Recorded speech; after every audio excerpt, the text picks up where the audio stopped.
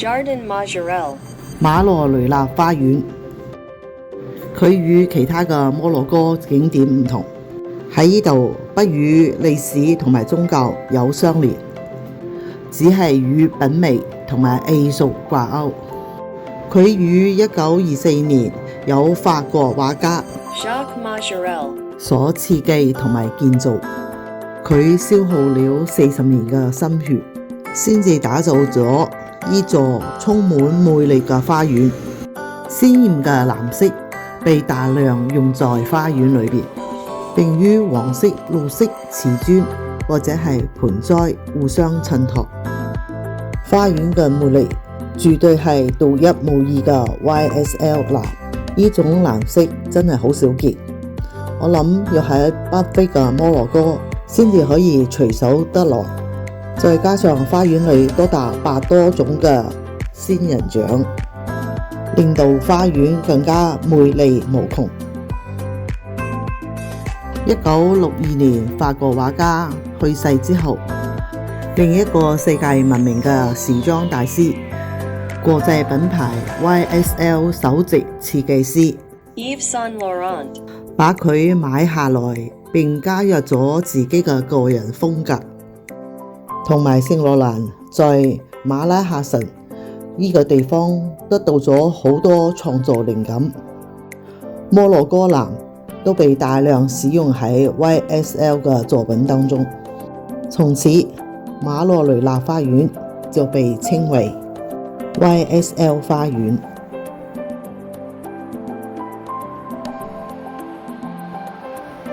Yves Saint Laurent 對呢個花園喜愛嘅程度，可見於他竟然選擇咗骨灰灑在此地。